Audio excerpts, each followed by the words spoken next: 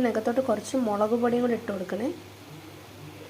ഞാൻ ഇച്ചിരി മുളക് പൊടി ഇട്ടിട്ടുണ്ട്. നന്നായിട്ട് ഇങ്ങനെ ഒന്ന് തിക്കായിട്ട് നന്നായിട്ട് ഇങ്ങനെ ഒന്ന് വരട്ടി എടുക്കണം. ഇതാ ഈ ഒരു കൺസിസ്റ്റൻസിയാണ്. ഇത് നമ്മളതിലോട്ട് കുറച്ച് കായപ്പൊടി ഇട്ട് കൊടുക്കും. കുറച്ച് കായപ്പൊടി മതി.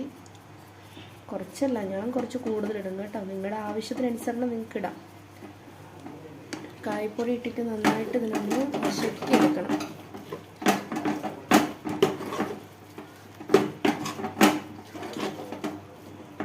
പിന്നെ കുറച്ച് പുളിവെള്ളം, ഞാൻ കുറച്ച് പുളിവെള്ളം പിഴിഞ്ഞ് വെച്ചിട്ടുണ്ട്. ആ പുളിവെള്ളം അതിനകത്തോട്ട് ഇങ്ങനെ ഒഴിക്കണം.